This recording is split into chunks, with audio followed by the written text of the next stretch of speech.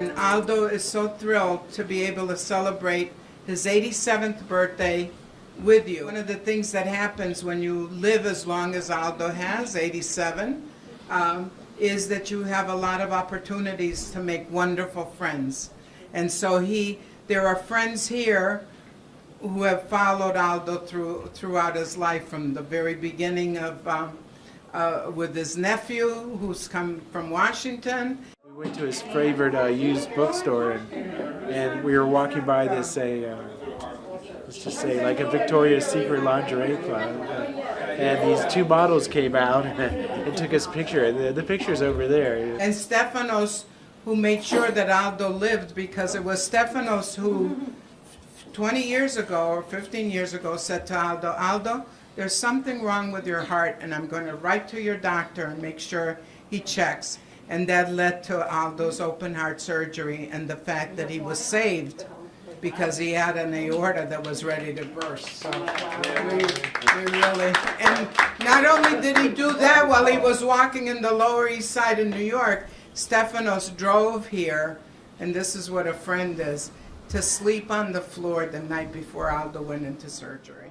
But I'm not a poet, I'm a physician, and I look at his legs, I'm like, Aldo, your legs are really swollen.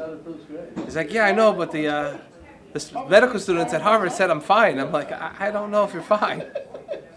So I tell Aldo, okay, when we're done with this New York thing, with our research of surveillance cameras, you need to get back to Boston and get yourself an echocardiogram. And Anna set that up, and I get a phone call a couple days later. He's like, Stefano, they're rushing me for surgery. I have this thoracic aneurysm, it's about to burst, and it's far out. They painted me orange. At this phase of our lives, we've started an Aldo Tambellini Art Foundation to preserve his work, to promote his work, and then the third goal was Aldo's. He said to make money available to young artists just like I was, who needed it and never got any help. So that's going to be really the focus. And we've been helped in that focus with by Wendy here and her husband, Nick, who are part of the foundation. Wendy's the development person. Nick is going to help with the finances. Joe's going to be on the board. We're hoping to have some of his poetry that we'll pre-record with him, because obviously his health is the most important thing now. So maybe we'll get into opening night, I don't know, but hopefully we'll be able to record some poems with him and have them used as part of the text. And we're also using his fabric, his lumograms in fabric that we've had made for costumes, and we're doing masks with his work and making a big difference, you know, between the Catholics, the Montagues, the black and the white, and it's going to be very exciting. So we're starting a new phase of Aldo Tambellini, and then there's a whole family of poets, and Tantangi is here, having started with Aldo in the Liberation Poetry Collective, and having 15 years ago, I think, right? 17 years ago, and publishing books, and now looking for a new anthology. And because it's Poetry Month, we've decided Aldo wanted to have a poetry reading. So you're going to be hearing some poetry of Aldo's and other people who have come with their poems. So I can only tell you that we have been truly blessed by each and every one of you. And my life has been blessed and enriched because I've met probably the greatest person of the 21st century and 22nd, and that's Aldo Tambellini. I grew up with Mussolini dictatorship, and he occupied Ethiopia and other area near Ethiopia, and so I was the image of black people were very familiar. There was not a propaganda against black like it is in America, the way I grew up. It's very hard for me to understand why this obsession in America against black people. I find it very crazy. I find it totally insane. And anyway, I have been a friend with black people for many years because the people, see, after the American bombed my place because it was under Mussolini, so it was the Americans that were actually trying to liberate the Italian against the Nazi because the Nazi were allied with Mussolini, but Italy was like split in half. There were people against Mussolini, there were Italian against Mussolini, a very complicated history to come from, because you could have people that you knew that were pro-Mussolini, and you have people that, like my grandfather, my mother. I grew up with my mother's father and my mother's mother, and my grandfather was a socialist, and he was beaten up by the fascists that gave him castor oil in order they would go to the bathroom a lot, and he never spoke about Mussolini. So there was a lot of division among this thing, you know. But Mussolini was very popular, And my brother was very conformist, and I was not a conformist. I was always a little rebel right from childhood. I only had one brother. And then the American bombed my neighborhood, and miraculously I survived.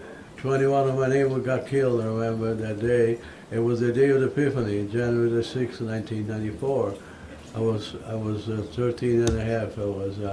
So I moved in the country. My aunt, who was also born in Brazil, and then the German and the Nazi took over. So I have a very kind of interesting background, and I'm very against war. And then the people, the American troops that liberated us from the Nazi were the Buffalo Soldier, which were the American black soldier, who were liberating the Italian from Nazism. At the same time, they were segregated when they were coming back to Europe. So the fact that I remain very politically involved, mind-wise, it's natural to me. In other words, you know, my brother did not do that. I was kind of different, So I went to the Washington March, and I remember, you know, when Martin Luther King made that famous speech. I always been pro-integration of people. I think we are all human beings. We are all under the same skin, all the same kind of background.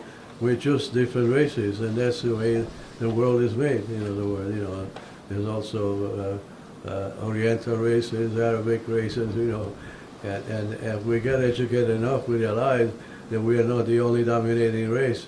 You know, is the white race. And so I have a special connection with the idea of integrating or something. I know a lot of things are better, or some of the things are kind of crazy, and some of the things are better at the same time. But we are not in a very good situation politically wise with Donald Trump. Well, anyway, thanks a lot for coming over today.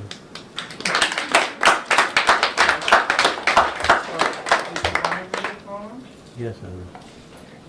It's a new Dante Hell's Vision, played with Fellini Mass Media Circus, performed by the Virtual Insane Asylum cast. It's a mad holographic act inside a global big top, unpredictable chaotic order. It's the evil ringmaster of injustice, with draconian deadly laser beam vision, ruling the circus with unchallengeable power. It's a horror sideshow and the aging, useless clown, the tame lion grazing on genetically modified sterile grass growing from sawdust in the arena. It's a Jerry Springer morality play, the dull acrobats with alluring eyes, seducing libido with corporate pimps cashing in. It's a Goya demon suspended on the tightrope. It's a tiger tamer, stiletto heel and bloody fingernails, snapping a domination whip in the air. It's a Frankenstein in the artificial intelligence biolab, rewriting brain, outdating all controlling chips. It's a remote robo-rat spying over the ringmaster. Get in line, buy the ticket, see the show. The future is right, the price is right.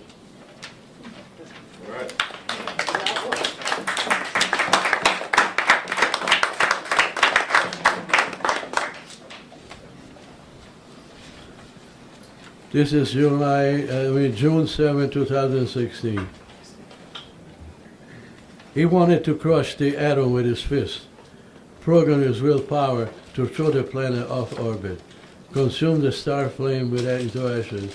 The world was not big enough to control. Slavery had been a boring hobby. Exterminating the surviving roaches offered no more challenge. Power. The word was the obsession.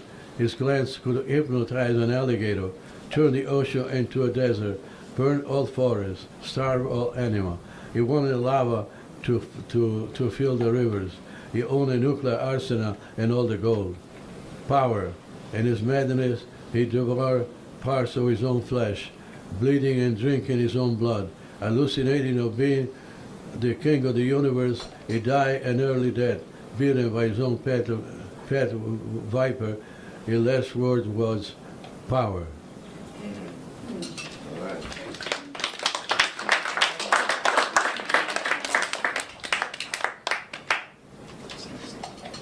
This is February 6, 2015.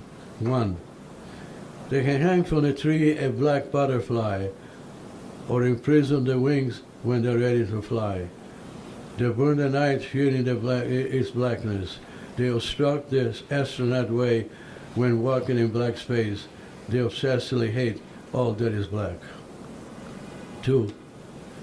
To try to inflate a paper-mache globe, they draw blood from an ordinary turnip.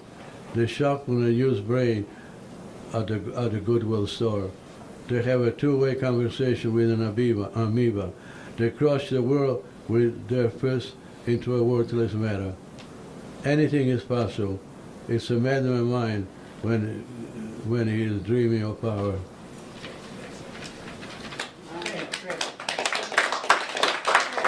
Thank you. Bride to Arts Manifesto.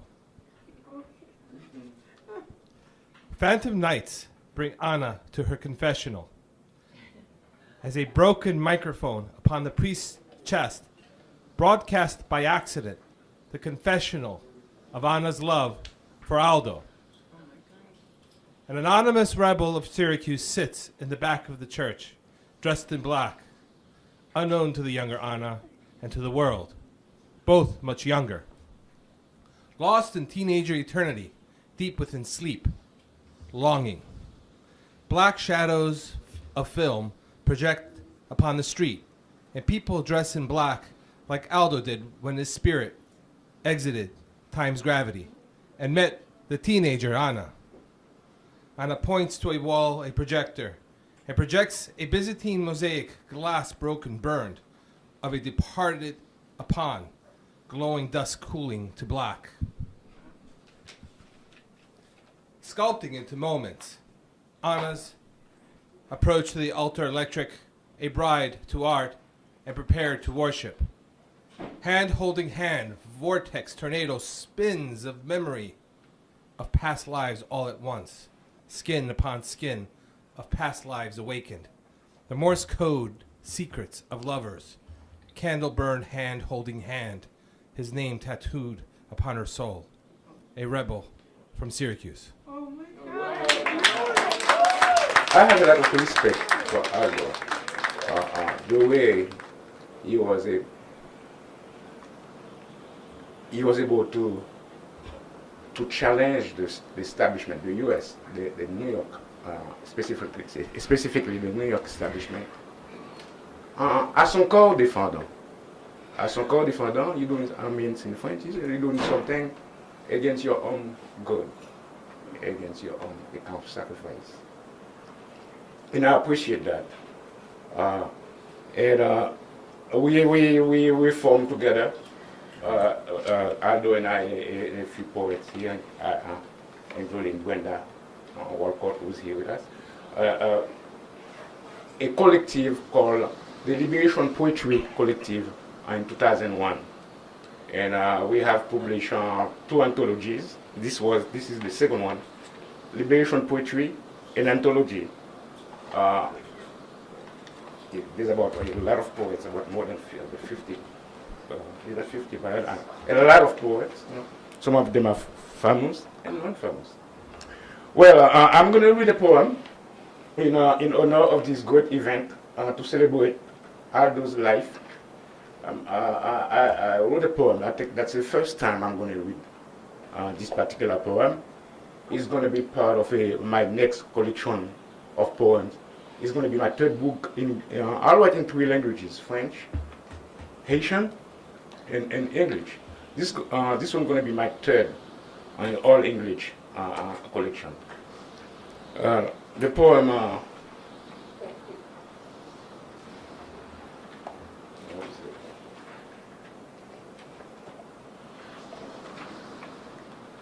It's called the Emperor's Last Speech. Watching Donald Trump's first address to the Congress on February 28, 2017. Necessity makes the man, we say, back in the whole country. A huge meteor onslaught is coming his way, the signs show. And his speech imperial tone carried the night for the court gallery. The ritual was a perfect volume for everyone these past long weeks, trapped in the sadomasochist roller coaster of manufactured screeds a la Steve Bannon, to bring about neo-Vannesque elation for the deconstruction of the administrative state. The emperor indeed had closed that night. His great night brimming in the spotlight of the fatherland, and the herd applauding and looking around for recognition, inhaling the smell of power. He had a tough week, the emperor. His mastery gaming of facts and reality, and his mixing them with the ether world has taken a blow from the people's enemy. A part of me salutes that witty skimming of materialistic essence of void and nothingness, although void with financial prowess. The decorum was a perfect hidden shield for such a tormented soul that even hell itself might refuse. And yet, I salute him for having gained power, not through the establishment shoulders, as had his loving, hating body, the Kenyan, but through the debasement of the whole tribe. I salute his courage to resist virtue. Necessity makes the man, we said. The emperor accomplished more than even he ever thought his privileges would afford him in normal circumstances. If I could do that, I can do this. That's the logic.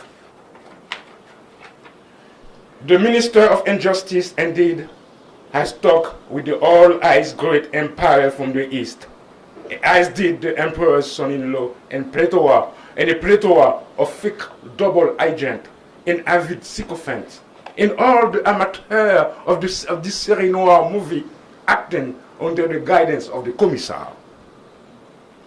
My heart bleeds for the refugees, the migrants escaping the horrors of civil strife in war of domination. My heart bleeds for the exploited, underpaid, undocumented workers entangled in the trap turned by the emperor's eyes. My heart is saddened for the people of this great land of hope and revival. May the probity that guided in the past at time still illuminate the path to tomorrow. State affairs are no comedy nor game. Real people suffer every day in silence on the other side of the spotlight. May the Republic's ideals save the day. May human kindness survive this debasement of our values and all that is dear to us. May the madness of the privileged caste be a simple asterisk of horror. There's more to life than appearance. Also exists the nudity of the poignant moment. Hope burst in the ashes of unhappening. The other lost in the inescapable jungle. Necessity makes the man, we said. Many centuries of searching for liberation of the soul from the regiment of the plantation, from the factory's conditioning of space, from the military's impulse to control and kill, from society's measurement of what counts, should not last in a moment of folly and caprice.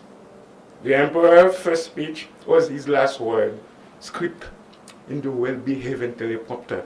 It was his only real claim to glory in this land of fast passing forgetfulness and remembrance.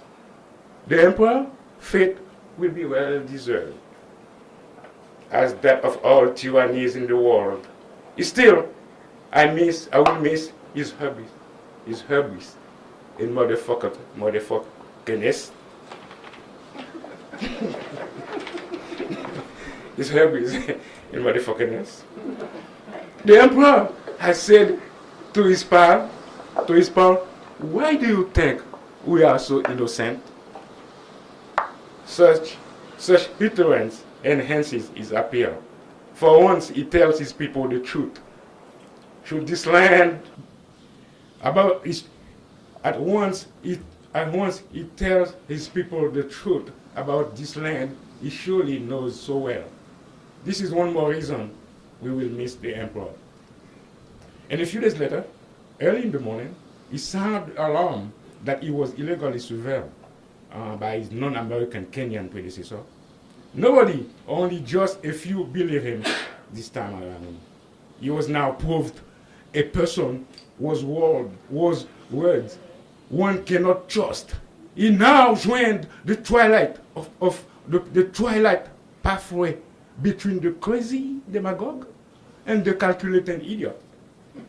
The emperor may go or stay, but life here will never be the same. He may choose to retreat to Mar-a-Lago early in the morning after a last treat.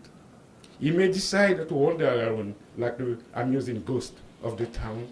Still, we all should ask every day. Every day is out there tweeting and talking. What is really up with him? The emperor is real, as are his artifices and antics, as are the sufferings of the people. His shielding behind his fake common fear cannot absolve his unleashing of hatred and fear. We will have passed as a simple memory of time if we fail to grasp what societal madness looks like in real time. Thank you. Happy birthday to you, Aldo.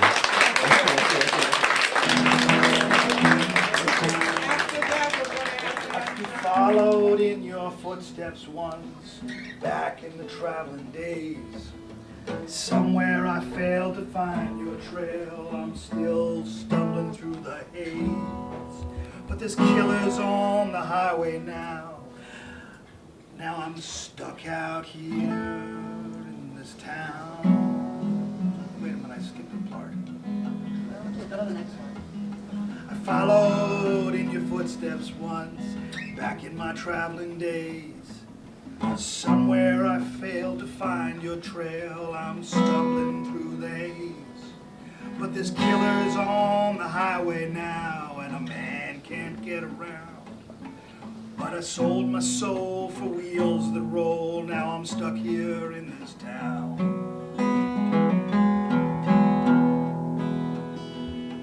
So come back, Woody Guthrie, come back to us now.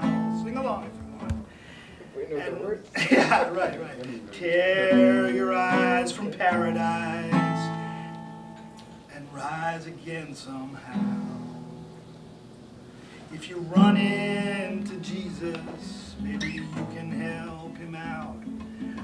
Come back, Woody Guthrie, to us now.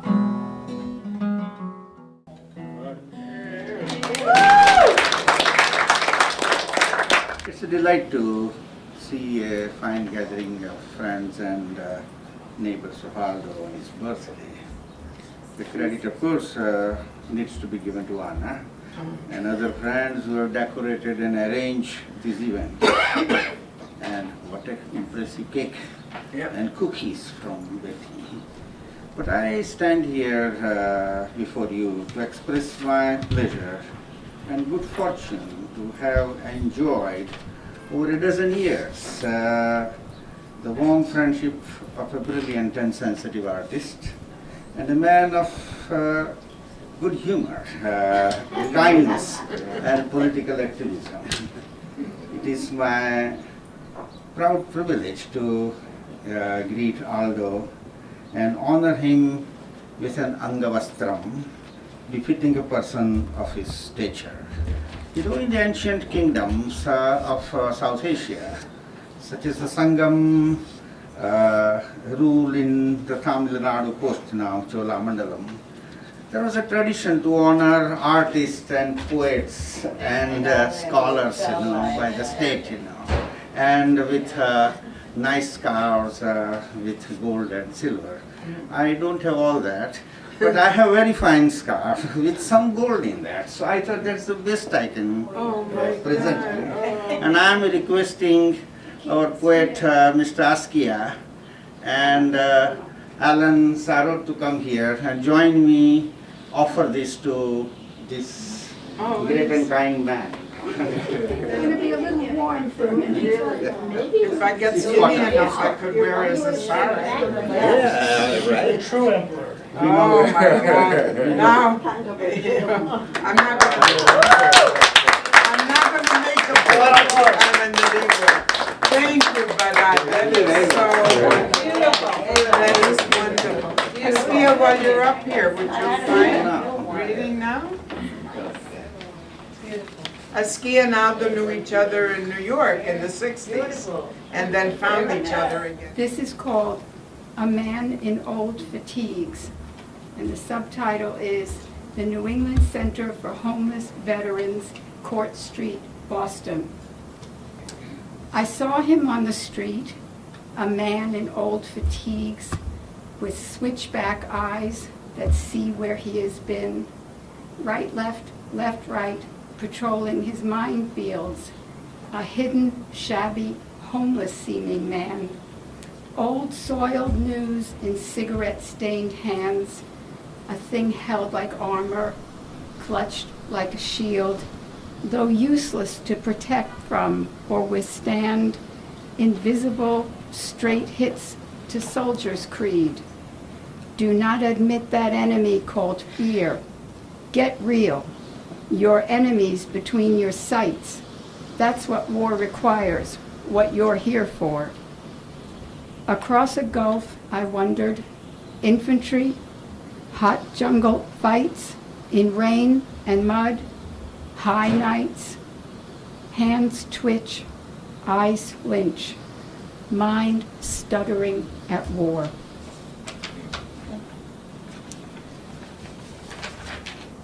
Immigration's next. It's called English as a Second Language. And there's an epigram from Genesis. My son's tunic, a savage beast devoured him. Another December, cold fingers bared, yearning branches scrape glass at wind's whining insistence. In, as if wanting to winter among ivy, cacti, and flower-burdened begonias of my potted garden, on a marble-top table, once my grandparents, and before theirs, my grandfather's sister, whose husband, even in the Depression so rich they bought a grand hotel's auction spoils, until, in that bitter season, the market fell, and he, to leave her something, anything, fell too.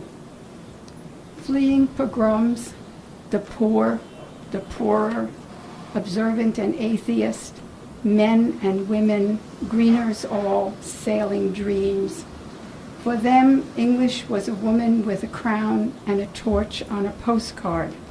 They traveled wet, sickening sways to reach. Among them, my grandparents. His first language was Russian, hers Hungarian.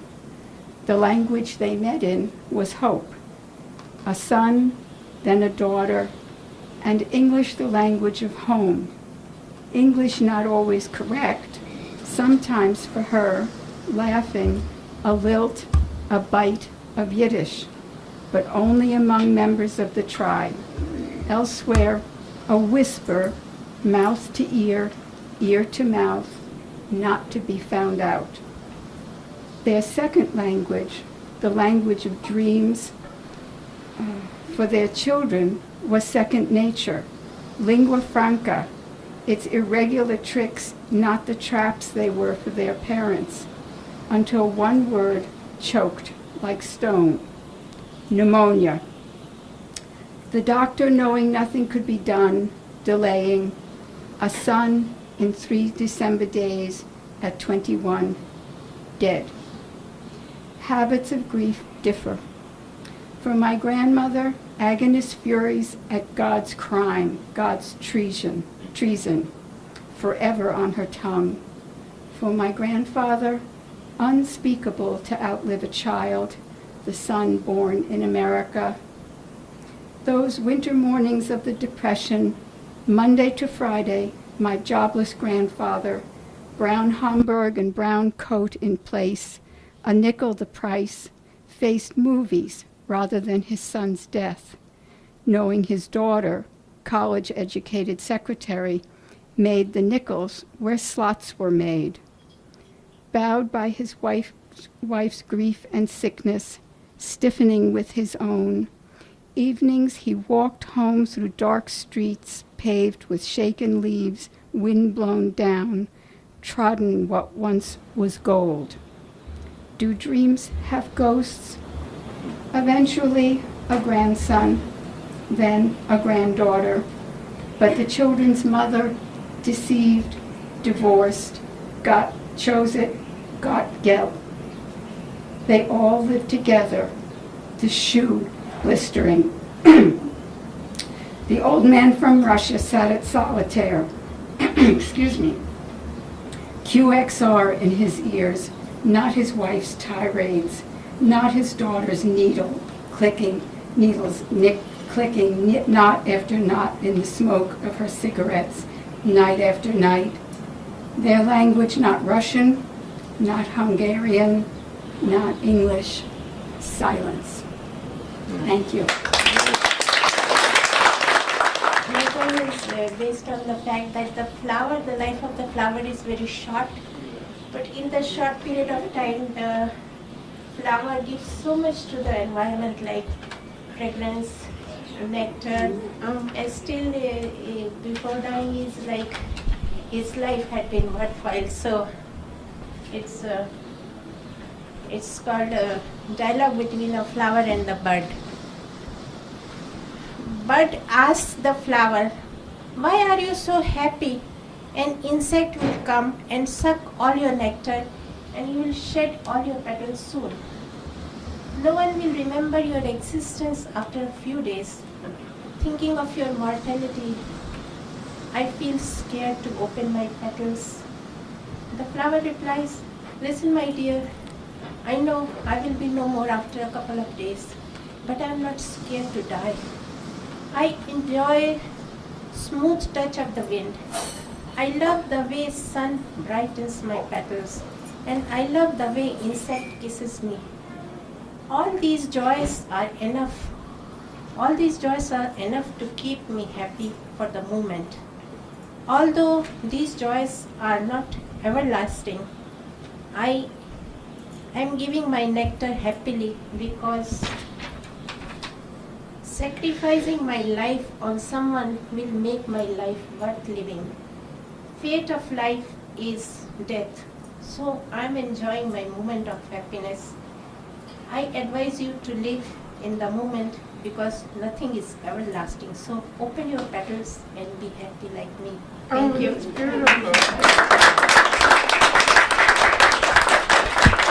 I was a youngster. I just gotten out of the military, out of the Air Force, and I had this crazy idea that I was going to be muralist, like Diego Rivera, Roscoe Siqueiros. I was going to paint the walls of Africa because I felt that our story had been so distorted in the West. So Boy Scout that I was I was going to the Art Students League of New York during the day and working in the factories of Brooklyn at night. So I met this very fiery artist, sculptor, sage, and the first thing he said to me is, "Are you surviving?" And I told him what I was doing. He said, "Are you insane?" He said, "You're gonna burn yourself out." And so what he did very graciously is link me up with artists in the neighborhood, people in the neighborhood, and I worked at this, set me up to work at this gallery. And so I left the factories and began to work in the galleries, and therefore managed, with Aldo's gracious help, to survive. I didn't think Aldo was going to survive because Aldo was confronting the whole artistic establishment in New York. And I said, "They're going to shoot you or something, you know." He told me, he said, "Listen, if you don't want to stand for the people of the world," said, "give it up." So that's kind of, you should have seen him in those days, you know.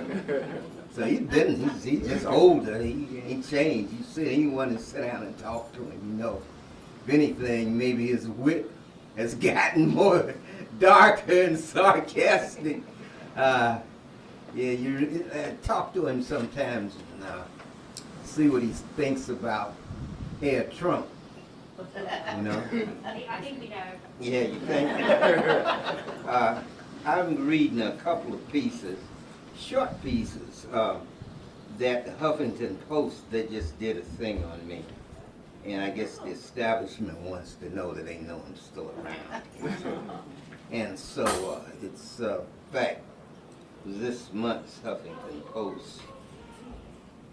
And first of all, I'm going to read a short piece to the beautiful forces of nature, and of course in harmony with our great Mother Earth. I recently read this with a beautiful dancer. I don't know if you all know Wyoma, the dance mistress or not, at the Gardner Museum, I guess about 2 weeks ago, when Esmeralda Spalding and her colleague appeared there as the main divas. This is called Wind Chant, a Diva Profiles. She was wild and fresh, a breeze from forever blown across frontiers of my life. Her whispers were soft spring breaths, stroking leaves, guiding them towards fecund maturity. I was rock, unbending, hopelessly rigid, but she found secret depths, emerald valleys glowing in her mind. Wind and rock, yin and yang, her golden voice sang in dark infinities, was sunlight where green reigned supreme in mythic landscapes embracing summer. My beautiful one, a hurricane sweeping the tropics, filling us all with emotion, insurgent devotion to all that surges and surrenders, sings and embraces totalities, emerges clean and whole to perpetual rhythms, alive in melanin realms where lost voices haunt recurring dreamscapes, and spirits resurrect full moons forever Eden.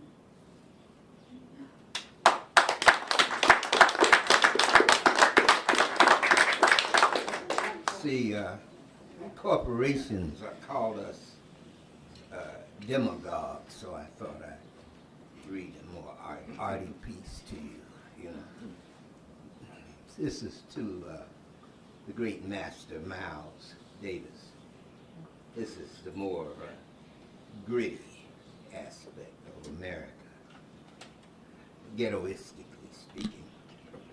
Miles beyond 2000, a final elegy for Miles Davis. Quote, jazz is finished. We better get it together, unquote. Miles, 1975. Driving through America's neon graffiti, one remembers Miles's furious quest, a master disciplined, fiery, determined, a man zealous, powerful, elegant, forging a creative epiphany in depths few, quote, squares could imagine. This fierce genius, immersed in the fluidity of grace, a dark griot mind exploring depths of inner space and time, so marginal in his magical paradigm, blazing like a nuclear sun.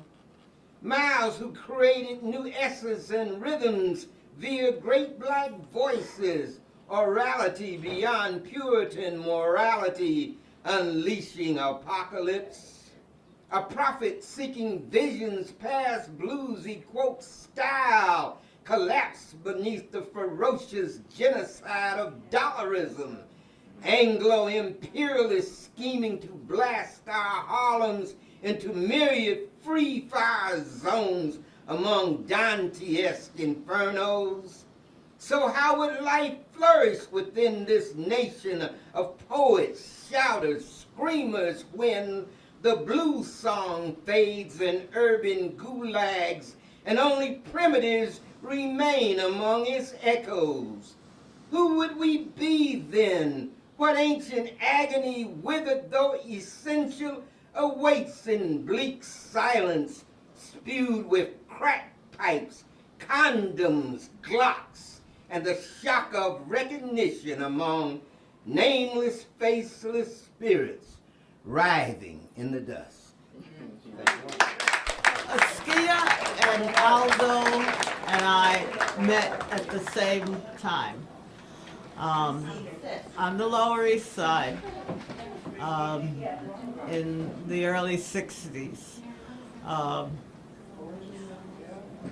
We realized that we were part of a renaissance, and I feel so fortunate to have been born in the time that I was, and to see the changes that we contributed to and raised our voice for the good and the right of the people. And so this year, I know, like for most people, has been very agonizing with what is happening politically and with the horrible monstrosity that is now at the head of the government. And I felt a lot of resentment towards the complacency that allowed this history to take place. And when I see people talking about moaning and groaning, I can't help but say, you guys let this happen. And it's important to go back and remember the work that we were part of, and that history does go in cycles. So I have to pinch myself and remind myself of that. So on this occasion of Aldo's birthday and the birth of spring, I'm happy to read this first poem. Let me find it.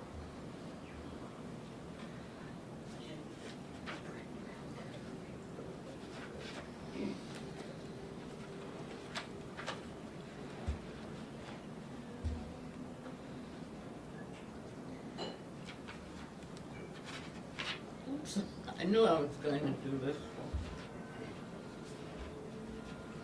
It is a sun-love ritual for primal people. I was about to give up on spring. I was about to accept that it would be cloudy and cool forever. Then you sneaked up on my horizon. Your warmth startled me. You were the sun, all golden and new. I found myself laughing. I turned toward you, as most living things do. I basked in your light. I was playful, like my ancestors coming out of the cold sea. I wanted to sing about you, to have festivals of thanks for your warmth. I danced around you in ancient rhythms of love, swirling, leaping, spinning, with my arms outstretched and my face upturned. I got lost in the sunshine of you. The drumming of my hard black heels on the soft brown earth roused other spirits.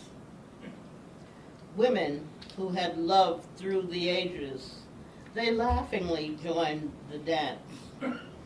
We raised such a pregnant din, we conjured up flowers and vegetables and life. The male gods became jealous and claimed you as one of their own. They warned, give too freely of your fire and the women will grow strong enough to destroy the universe. You believed them and then narcissistically hid yourself. I'm dancing a slow, stunned dance now and humming softly to myself. My sisters are drifting off to rest, but they each stop to kiss me gently and to remind me that spring does come again and again, and that there is always a new sun that is as compelled to shine on us as we are to gaze at it. Right.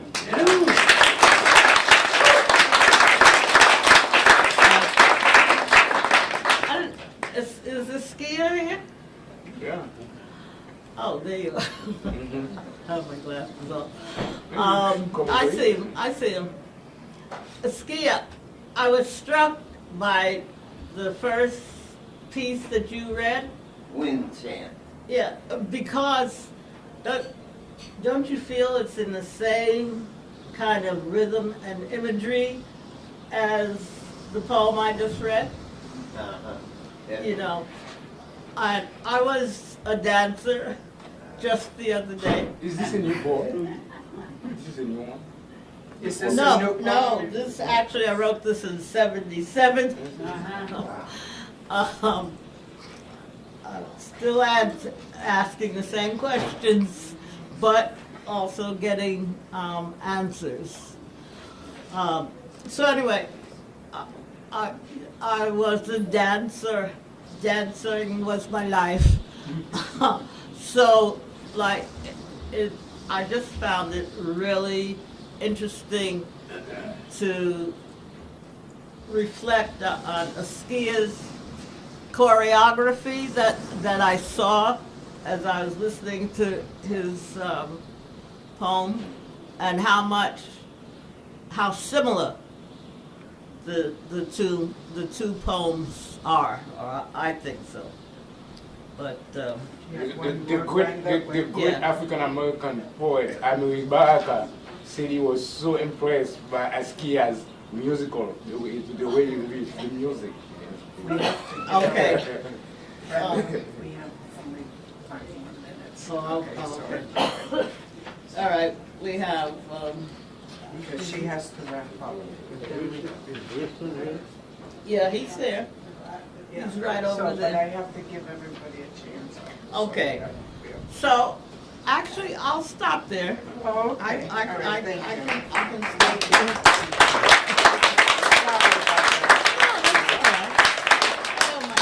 I'm the one that interrupted that because we love, if I may, I just gotten a message for Aldo, so I would like to read this.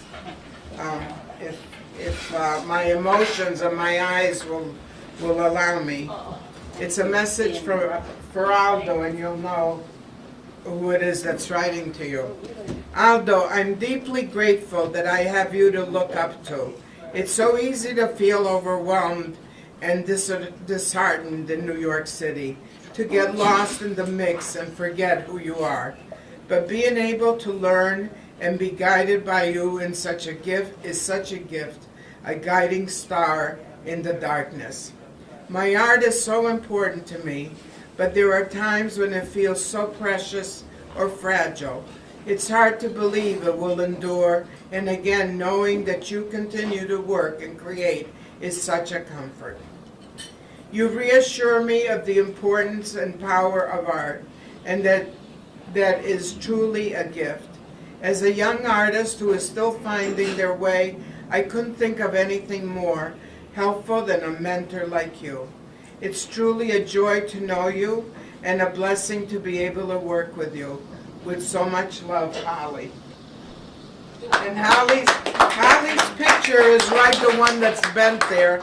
Aldo did a performance piece with Holly, and that's the first time he met her.